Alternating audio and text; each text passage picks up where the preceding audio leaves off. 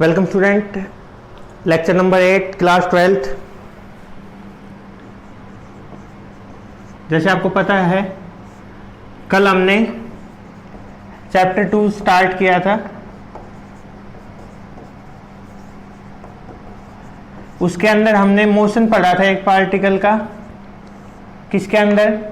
Uniform electric और magnetic field के अंदर।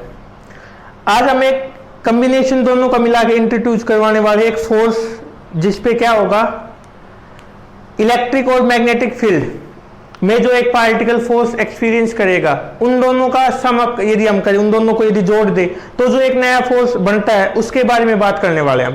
पहला टॉपिक हमारा आज का, जिसको हम क्या बोलते हैं, लोरेंज फोर्स। क्या है पहला टॉपिक हमारा? Lorentz force. लोरेंज फोर्स क्या होता है पहले लिख लेते हैं।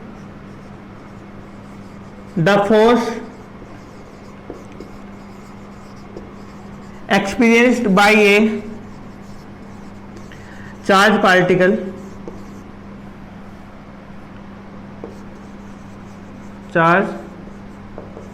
Particle when both electric and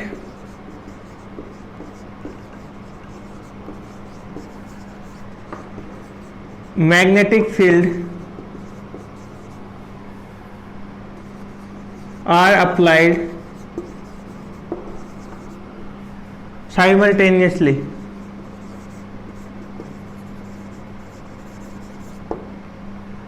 देख लेना, स्पेलिंग सही है, simultaneously. then the force is called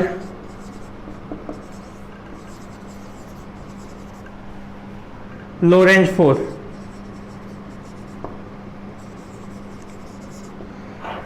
दोनों, कोई भी एक पार्टिकल इस तरीके से मूव कर रहा है कि वहां पे इलेक्ट्रिक और मैग्नेटिक फील्ड दोनों है हमारे पास, ठीक है। उस टाइम पे जो हमारे पास फोर्स की वैल्यू आएगी वो क्या होता है? Lorentz force. इलेक्ट्रिक हमने अलग पढ़ा और मैग्नेटिक अलग पढ़ा। अब क्या करिए, यदि दोनों एक पहले इलेक्ट्रिक फिर मैग्नेटिक है, पहले मैग्नेटिक फिर इलेक्ट्रिक अप्लाई करते, उस टाइम पे जो ऑब्जेक्ट है हमारा, वो जितना फोर्स एक्सपीरियंस करेगा उस फोर्स को हम क्या बोलते हैं? Lorentz force. अब दोनों की वैल्यू लिख लेते एक बार हम। The force experienced by a charged particle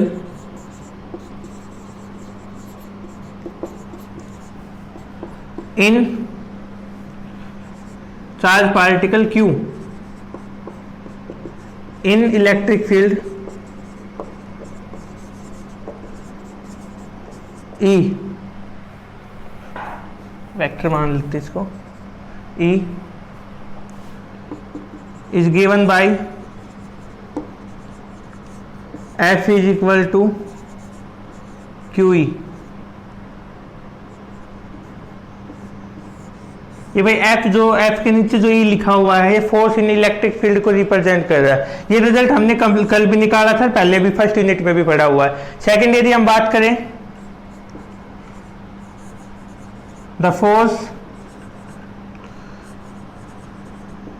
experienced bye a charged particle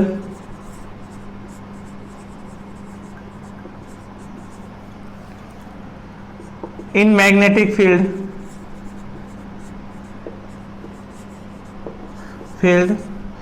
B is given by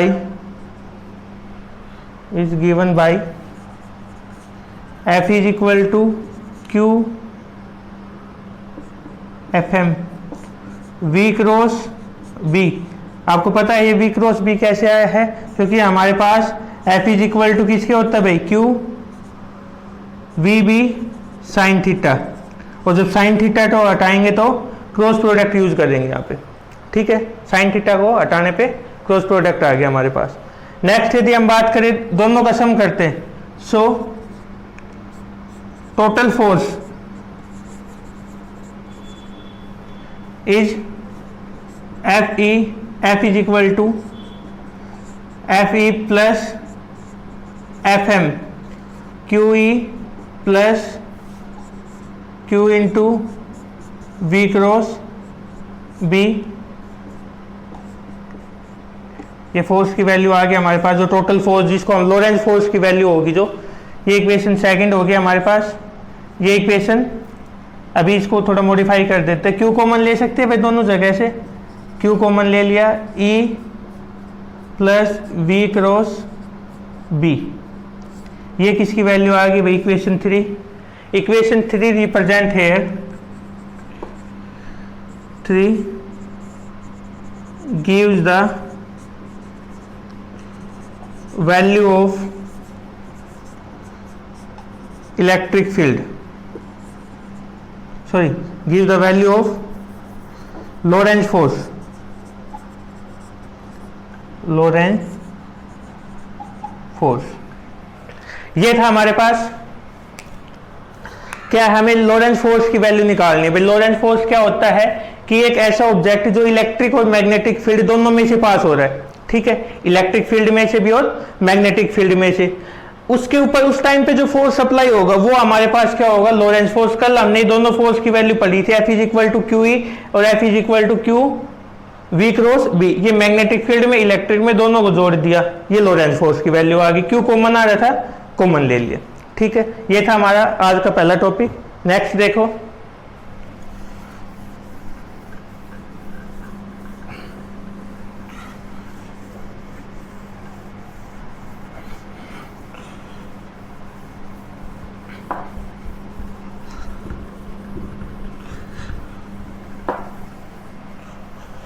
next क्या है इसमें,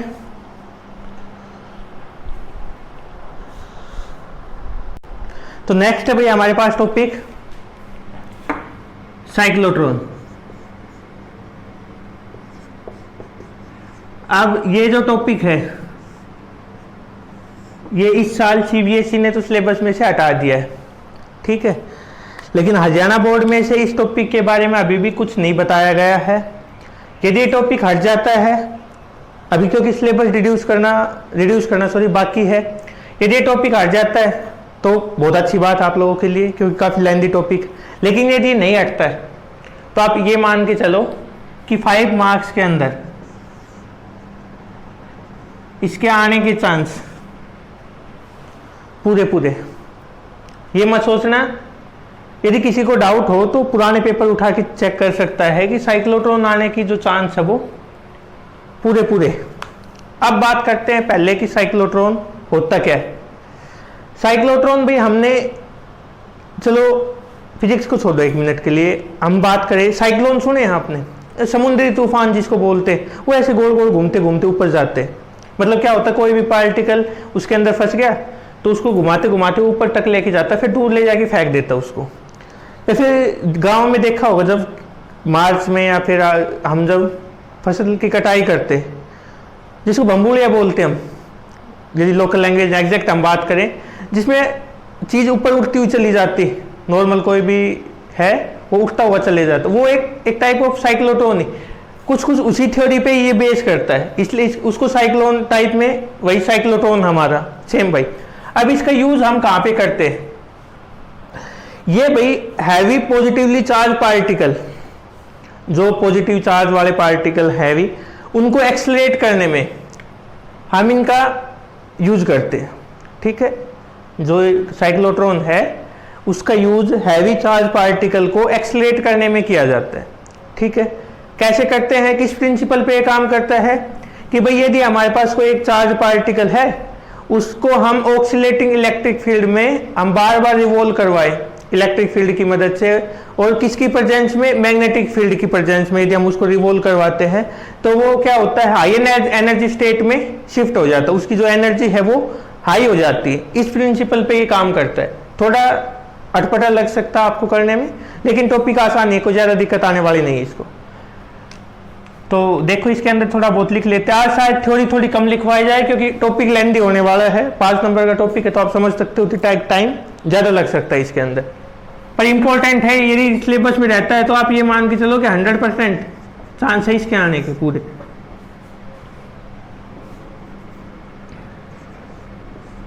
cyclotron is a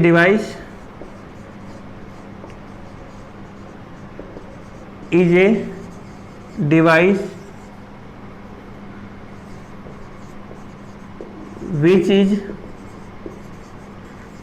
used to accelerate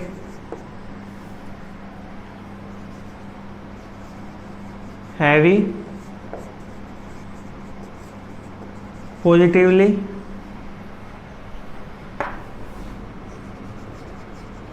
charged particle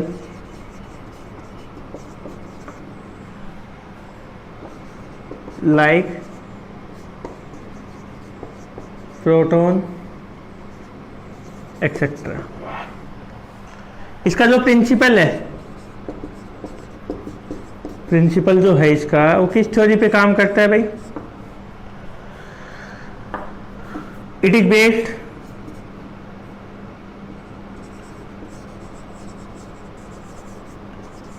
upon the fact that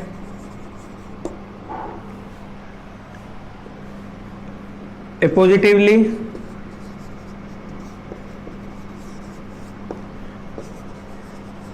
charged particle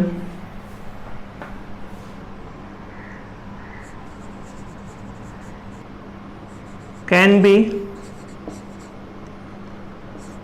accelerated to high energy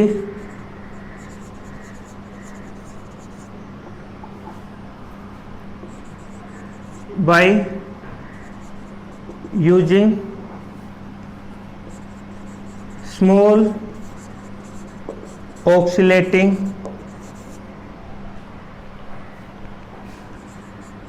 electric field by passing through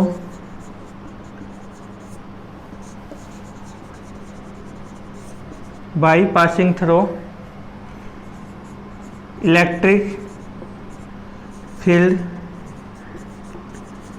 again and again in by using magnetic field।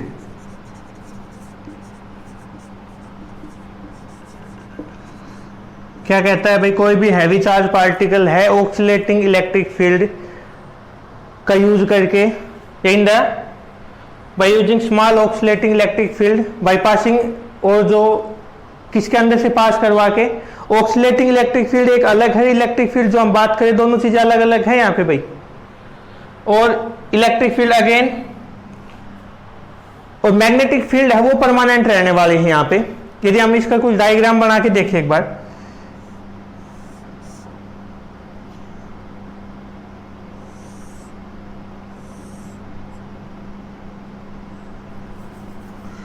इस तरीके से बनाओ इसको।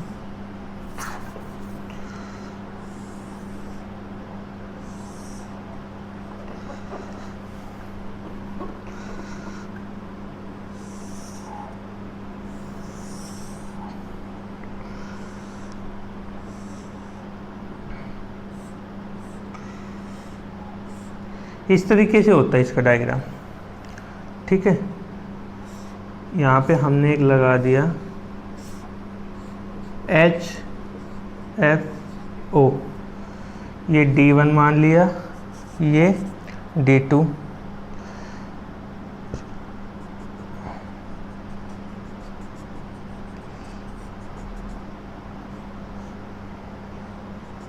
इस तरीके से इसके अंदर रिवॉल्व करेगा, ठीक है।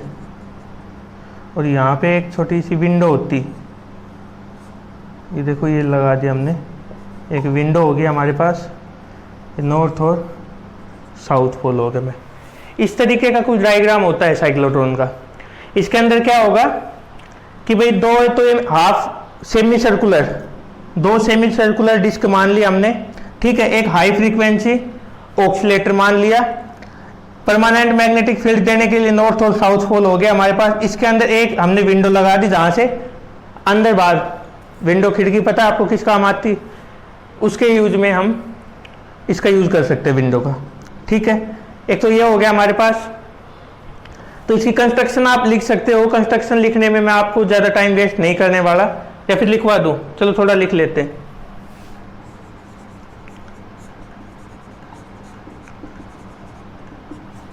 क्या होगी कंस्ट्रक्शन भाई? It consist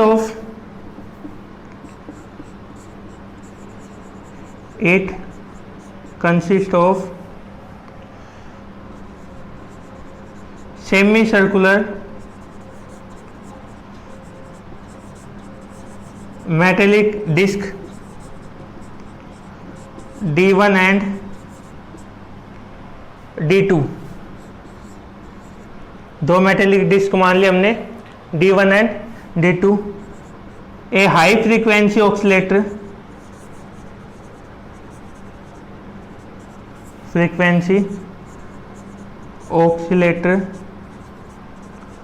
which produce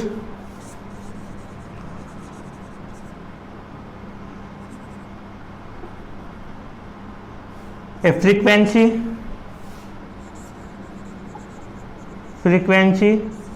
of 10⁻⁷ hertz. कितनी फ्रीक्वेंसी प्रोड्यूस करेगा भैया?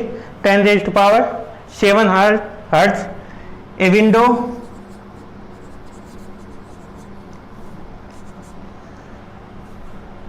W is also connected।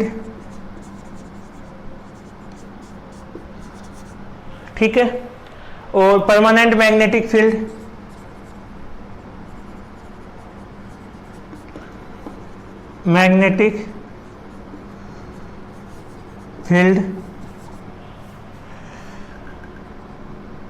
is also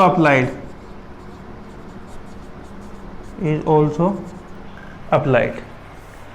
ठीक है भाई, एक high frequency oscillator and oscillating electric field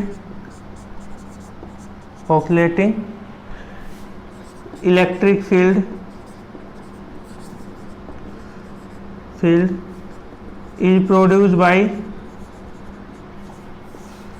HFO। High frequency oscillator है इसका मतलब, HFO लिख दो रखा हमने।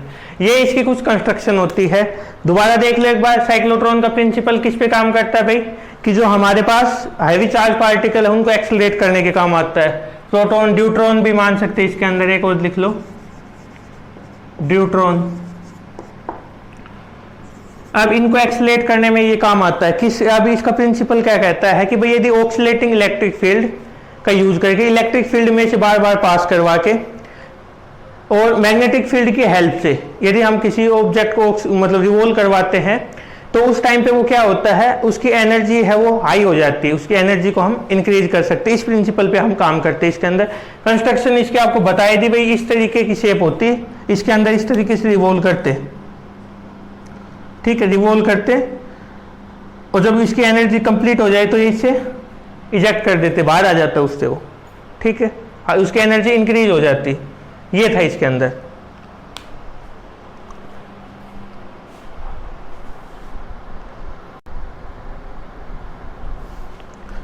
डायग्राम रब हो गया, कोई बात नहीं, दोबारा बना लेते एक बार डायग्राम को। कुछ इस तरीके से है हमारे पास।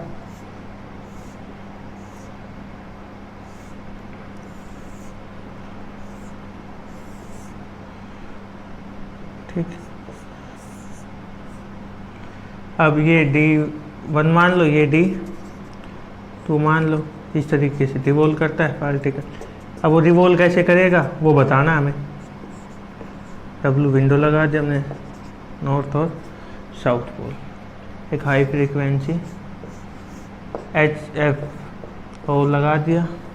ठीक है, एक बार समझ लो फिर हम लिख लेंगे इसको।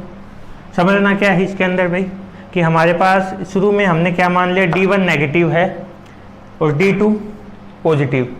तो पार्टिकल पॉजिटिव चार्ज पार्टिकल है D1 नेगेटिव, ये हमने क्या मान लिया नेगेटिव, ये क्या मान लिया पॉजिटिव। तो यहाँ पे होगा पॉजिटिव चार्ज पार्टिकल, और लेकिन पॉजिटिव होने के कारण ये नेगेटिव होने के कारण इसकी साइड मूव कर जाएगा, D1 की साइड आ जाएगा वो। D1 की साइड आएगा। अब ये जो चैम्बर मान रखे ना D1 और D2, इनके अंदर यदि भाई हम बात करें ना तो इलेक्ट्रिक फील्ड की वैल्यू क्या है, 0। इलेक्ट्रिक फील्ड की वैल्यू क्या है, सॉरी E की वैल्यू क्या है, 0 है। कोई भी इलेक्ट्रिक फील्ड नहीं, मतलब इलेक्ट्रोस्टैटिक फोर्स काम नहीं करेगा। जो मैग्नेटिक फील्ड है वो इनके परपेंडिकुलर, मैग्नेटिक फील्ड कैसी है, इनके परपेंडिकुलर है। और परपेंडिकुलर, अच्छा यदि हम बात करें इलेक्ट्रिक फील्ड मतलब इलेक्ट्रोस्टैटिक फोर्स की वैल्यू क्या है भाई, वहां पे F की वैल्यू क्या है, 0 मीन्स A की वैल्यू क्या है, 0। वेलोसिटी कैसी है हमारे पास, कांस्टेंट। किस वेलोसिटी के साथ मूव कर रहा है वो, कांस्टेंट वेलोसिटी के साथ मूव कर रहा है, ठीक है। फिर हमने क्या बताया था भाई, जो इस पे परपेंडिकुलर मैग्नेटिक फील्ड है वो इसको किस पाथ में रिवॉल्व करवाएगी, वो इसको सर्कुलर पाथ में रिवॉल्व, कल भी हमने पढ़ा था कि जो मैग्नेटिक फील्ड है वो किस पाथ में मूव करवाती है, सर्कुलर पाथ में। अब इसको सर्कुलर पाथ में मूव करवाएगी तो magnetic force F is equal to QVB, force की वैल्यू आ गई है हमारे पास जो मैग्नेटिक फील्ड अप्लाई करेगी। साइन थीटा परपेंडिकुलर है, साइन 90 की वैल्यू कितनी होगी, साइन 90 1 होगी वैल्यू, QVB साइन थीटा क्या आ गया हमारे पास, QV। अब सर्कुलर पाथ में मूव कर रही तो सेंट्रीपिटल फोर्स ये हो गया। दोनों फोर्स की वैल्यू क्या होगी हमारे पास, इक्वल होगी, मीन्स यहां से यदि हम देखें कैंसिल हो गया। V की वैल्यू क्या आ गई, Q, ये सॉरी गलत कैंसिल करते हुए ये कैंसिल हो गया। V की वैल्यू QBR बाई M, ये वैल्यू आ गई। अब हमने क्या बताया है, ये कैसी है, सेमी सर्कुलर है। सेमी सर्कुलर होने का मतलब क्या है कि भाई हाफ सर्कल है तो एक में कितनी डिस्टेंस ट्रेवल करेगा, वो इसकी सरकमफ्रेंस हो जाएगी। भाई डिस्टेंस कितनी मान ली हमने, 2πr होता है, यदि कंप्लीट में रिवॉल्व करेगा तो 2πr डिस्टेंस ट्रेवल करेगा, ठीक है। और हाफ में कर रहा है तो ये, और टाइम हमने कितना मान लिया, t, ठीक है। ये आ गई वेलोसिटी की वैल्यू,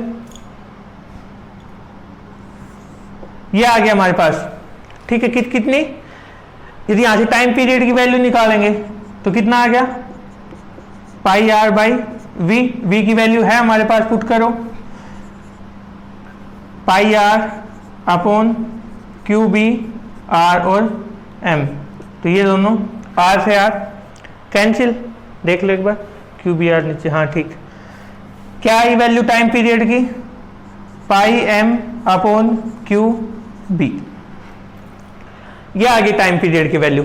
अब यहां से क्या पता चल रहा है हमें, यहां से हमें भाई ये बात पता चल रही है कि जो टाइम पीरियड है ना वो ना तो वेलोसिटी पे डिपेंड कर रहा, कहीं पे भी नहीं है इसमें, मतलब वो वेलोसिटी पे भी डिपेंड नहीं कर रहा, ठीक है, सॉरी डज नॉट डिपेंड। और दूसरा वो इनकी जो रेडियस हम r मान के चल रहे हैं उस पर भी डिपेंड नहीं कर रहा, तो वो किस पे डिपेंड कर रहा है भाई, पार्टिकल का मास कितना है और पार्टिकल पे चार्ज कितना है, इस चीज पे डिपेंड कर रहा है। जो टाइम पीरियड है वो किस चीज पे हमारा डिपेंड कर रहा है कि उसमें कितना तो उसका मास है और कितना उस पर चार्ज है, इस चीज पे हमारा टाइम पीरियड डिपेंड करेगा। और दोनों में वो सेम वेलोसिटी के साथ मूव करेगा। अब हमने शुरू में क्या मानना था भाई, ये तो था इसको जो बीच में हमें मैथमेटिकल पोर्शन पता होना चाहिए था वो करवाया। अब ये अब दोबारा हम बात करें कि हमने क्या मानना था, D2 तो पॉजिटिव मानना था, D1 क्या मानना था इसके अंदर, नेगेटिव मानना था, ठीक है। पार्टिकल रिवॉल्व हुआ, यहां से D1 पे आ गए, D1 पे आते D1 क्या हो गया, पॉजिटिव, और D2 क्या हो गया, नेगेटिव। ये पॉजिटिव हो गया और ये क्या हो गया हमारे पास, नेगेटिव। अब जैसे ही वो इधर आएगा ये पॉजिटिव हो जाएगा और ये वाला नेगेटिव, मतलब सीधी बात है, वो बच्चे वाली बात है, बच्चे को चीज दिखा के वापिस रख लेते, एक दूसरे की साइड फेंक देता है, बेचारा इधर से इधर गया तो इधर पॉजिटिव हो, नेगेटिव हो गया, इधर पॉजिटिव हो गया, वापिस उधर गया तो ये वाला पॉजिटिव हो गया। इस तरीके से वो घूमता रहता है, ठीक है, और जिससे उसकी एनर्जी क्या हो जाएगी, हाई। ये प्रोसेस है वो बार बार रिपीट होती रहती है, ठीक है। अब इसको लिख लेते हैं,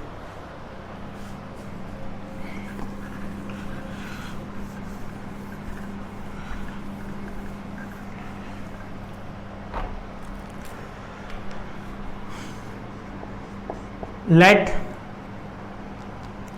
initially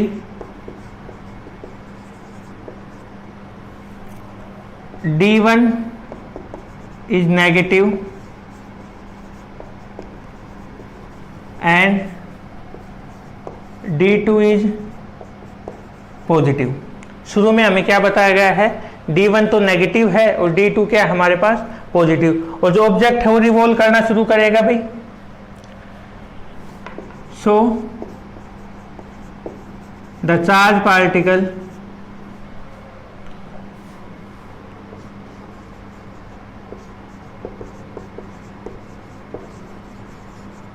moves towards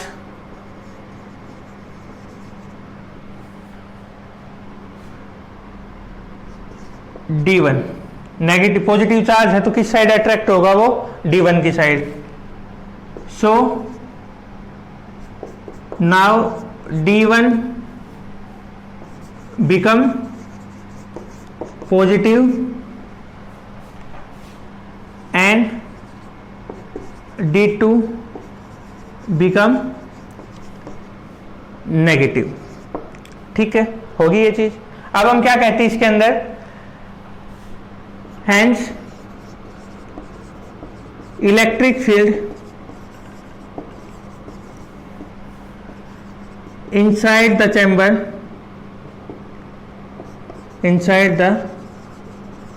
chamber D1 and D2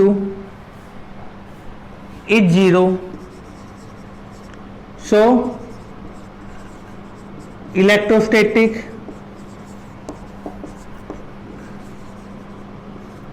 force is also 0।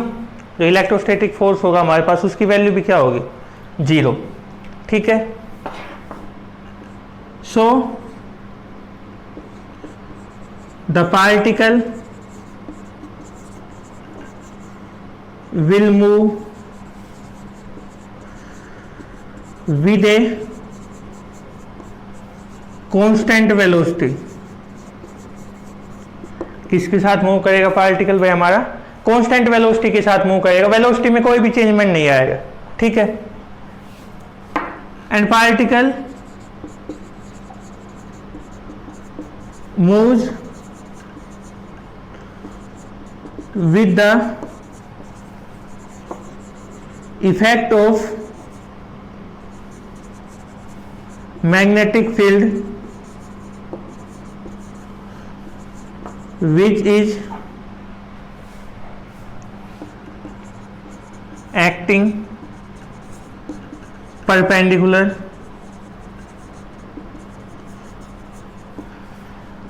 and due to perpendicular magnetic field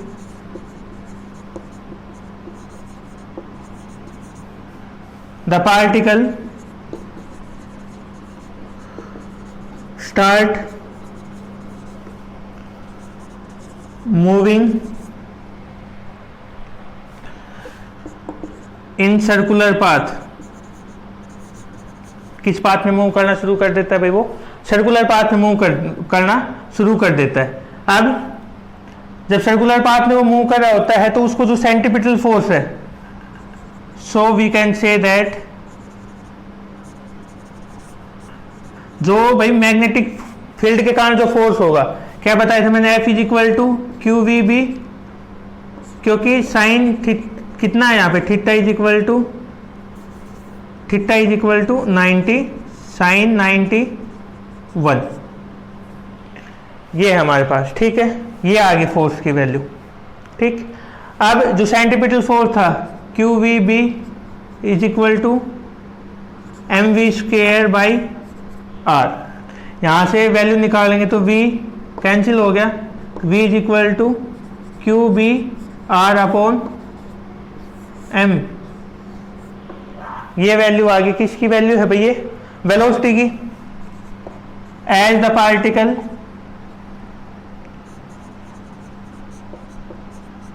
cover semi circular distance in one chamber, so path covered is pi r, where r क्या है, radius, with velocity v in time t। ठीक है, अब v की value हम निकालेंगे तो क्या आ जाएगी भाई, पाई आर बाई टी, और t की वैल्यू निकालेंगे तो क्या आ जाएगी, पाई आर बाई वी। ये फर्स्ट इक्वेशन थी, ये क्या आ गया हमारे पास, सेकंड इक्वेशन। ठीक है, दोनों आ गए हमारे पास। अब हम क्या देखते हैं, फ्रॉम, इधर ही लिख देता हूं, from first and second v is equal, sorry, t is equal to pi r upon q b r into m, ये दोनों cancel, t is equal to pi m upon q, pi m upon q b. ये equation कौन से आ गई भाई हमारे पास, third. ठीक है, यहां तक आया समझ में। दोबारा देख लो, इनिशियली क्या मान के चलते भाई कि एक तो हमारे पास क्या है, D1 जो है वो नेगेटिव है, D2 क्या है हमारे पास पॉजिटिव, जिसके कारण क्या होता है, पहले पार्टिकल हमारा किस में आता है, D1 D2 में था तो वो नेगेटिव चार्ज के कारण किस पे आ जाएगा, D1 पे आ जाएगा।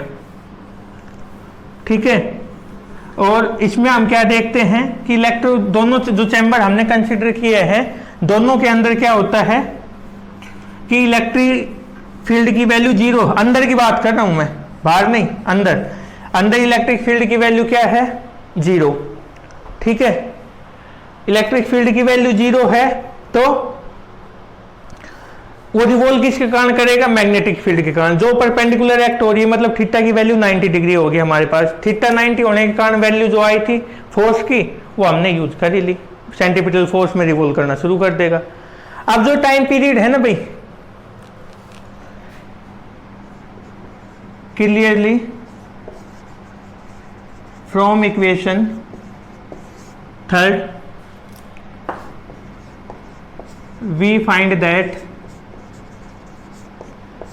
T does not depend upon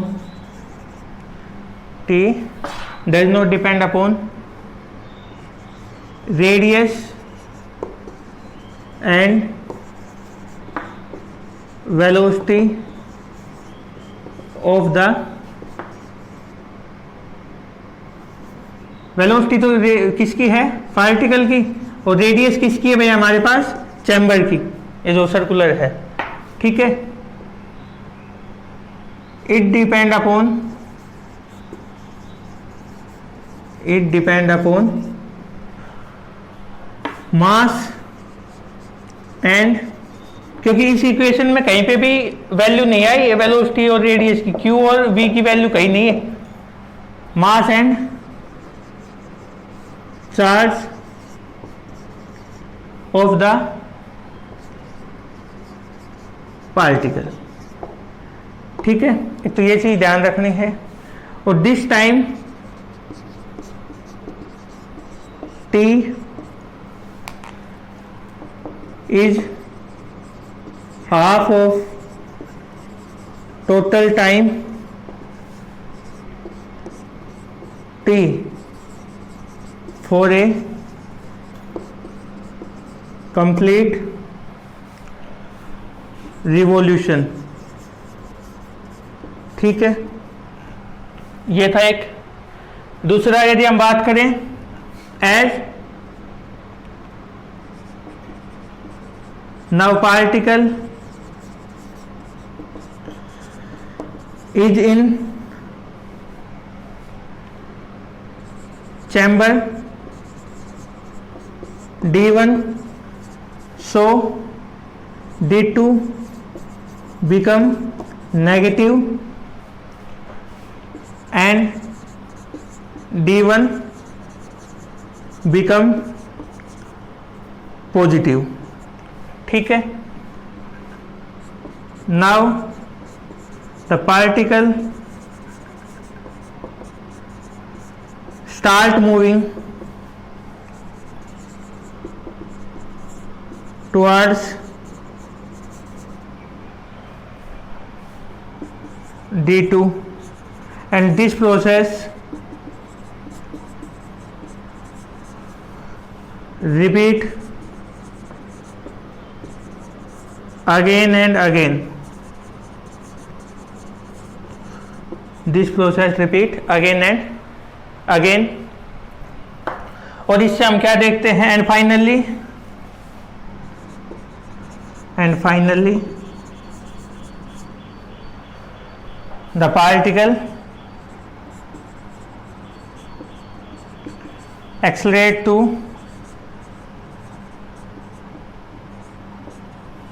higher energy level. ठीक है, ये थी हमारे पास इसकी वर्किंग जो हमने पढ़नी थी।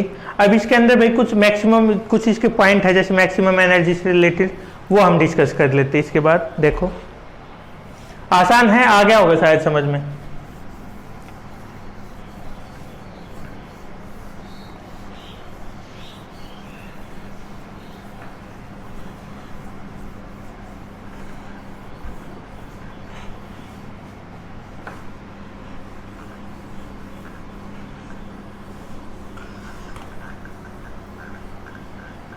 देखो आगे नेक्स्ट है भाई, इसके अंदर दो पॉइंट बचे हैं बस। एक तो maximum kinetic energy, maximum kinetic energy, उसके लिए क्या करेंगे, वी नोट मैक्सिमम रेडियस कितना, मैक्सिमम वेलोसिटी कितनी मान ली, maximum velocity is V naught and maximum radius is r naught. ठीक है, हमें पता है क्या, q V B V naught B is equal to M V naught square by R naught square. ठीक है, ये हमें पता है, रिजल्ट पीछे भी यूज किया था। तो ये मैग्नेटिक फोर्स वेलोसिटी की v की जगह वी नोट किया है, r की जगह आर नोट किया, जो इक्वेशन सेकंड आई थी वही यूज कर रहे हैं हम। ठीक है, यहाँ से वी नोट की वैल्यू क्या आ जाएगी, v naught is equal to q b r naught upon m, यही आएगा। एम भाई इधर जाके डिवाइड हो जाएगा नीचे।